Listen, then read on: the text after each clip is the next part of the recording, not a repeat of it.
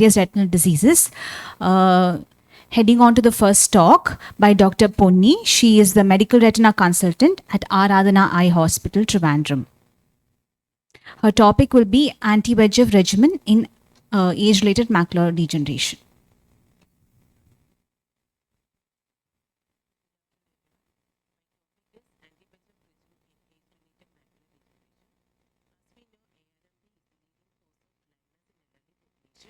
It affects 3.1% of population in India.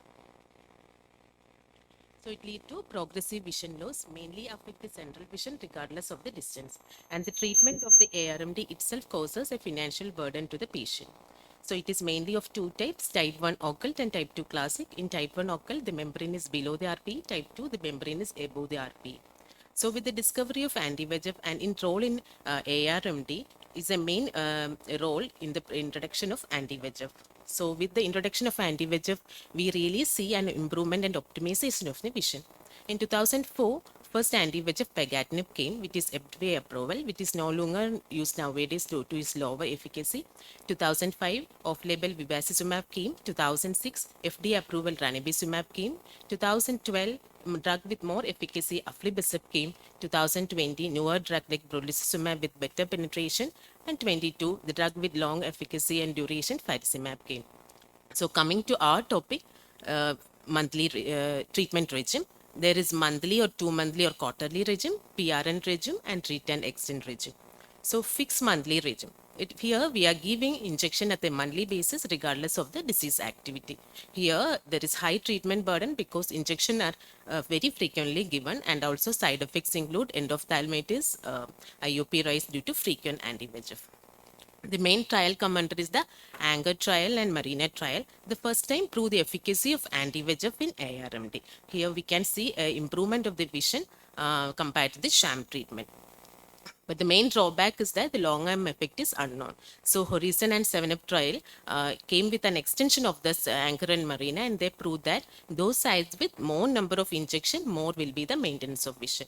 So to decrease the burden of the disease, another regime came, that is PRN regime, that is reactive or prorate approach. That is, injection is given only when there is symptom or disease activity.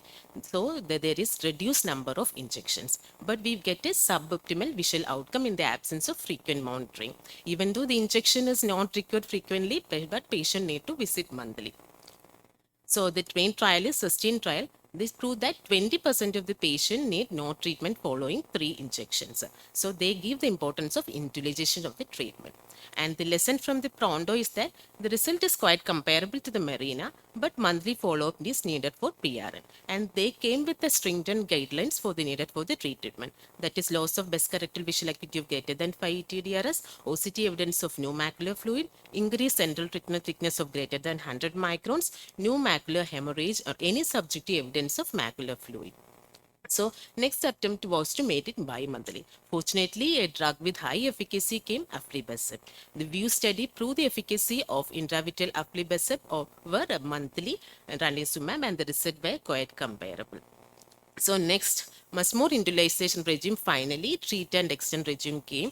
Here after 3 loading doses, we can really extend the treatment interval depending upon the disease activity. That is, if there is no disease activity after loading dose, we can inject and slowly extend the treatment from 2 weeks maximum to 12 to 16 weeks. And if there is disease activity, inject and reduce the treatment interval. So trend study proved the efficacy of treat and extend ranibizumab with monthly regime, and the results are quite comparable. So this is a simple flowchart showing that after confirm the wet ARMD, give a 3 loading doses, and if the disease is negative, we need to inject and then slowly extend the treatment interval to 2 to 4 weeks, and finally to 12, up to 12 to 16 weeks. If there is disease activity, we inject and gradually maintain or shorten the interval. So if whenever there is an intraretinal fluid, we should always treat until it resolves. And if there is a small SRF, we can tolerate, that is less than 200, it can be tolerated, and we can gradually extend the treatment interval.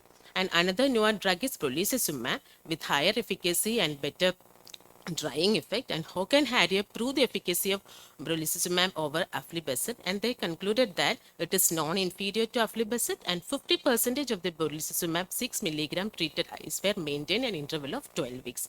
But some reports shows the ocular inflammation and occasional vasculitis, but is quite manageable. So latest drug in our market is faricimab with a longer durability because it inhibit motili VEGF and angiopoietin 2. And TINEA and Lucerne trial prove the efficacy of faricimab, that is 16 weeks over aflibercept, that prove it is non-inferior. So stairway study also proved the efficacy of faricimab 16 weeks and 12 weeks with monthly ranibizumab, and results were comparable. Then another drug is aflibercept high dose 8 milligram, and Pulsar trial proved the efficacy of aflibercept 8 milligram with aflibercept 2 milligram that were available in our market, and they proved the extended dosing interval with similar safety profile. So coming to the factors affecting visual outcome, view study proved that intraretinal fluid shows the worst outcome, and fluid study proved that small amount of SRF can be tolerated, that is less than 200 micrometer. We can extend the treatment interval, and that really reduce the burden of repeated injection and complication of repeated anti-VEGF. And which drug is optimal? We can start with ranibizumab or bevacizumab, and if there is a persistent fluid after loading dose or any type 1 CNVM, better aflibercept can be started. And if we extended treatment interval demand or recalcitrant cases, go for brolucizumab or faricimab. And when to stop? At the end stage of fibrosis or stable at 16 weeks interval for 2 to 3 visits. Even though treat and extend is a proactive regime, mostly used in the Western countries. But as a developing country as us, depending upon the cost and treatment burden, we can't stick to that regime. So most of the clinical practitioner using is the monitor and extend regime. So after 3 monthly dose, if the lesion is dry, we can follow up for another 3 more months monthly. And if the lesion is dry, we can slowly increase the interval for 6, 8, 10 weeks or maximum 3 months. And if there is recurrence, we can go for a PRN treatment and gauge the treatment interval for few more months, and consider a retreatment just before the recurrence time. And treat and extend could be an acceptable alternative for a one-night patient. So treat and extend is an alternative for one-night patient, and monitor and extend can be alternative for other patient in a Indian scenario. So take home message is anti-VEGF is not a curative therapy, but mainstay and pillar in the management which slow down disease progression, partially reverses the visual impairment. Treat and extend is the most promising regime to overcome the burden of the repeated injection. Newer potent drugs with longer duration help to extend the treatment interval and preferred in recalcitrant cases. Thank you. Thank you, Dr. Ponny, for that extensive talk.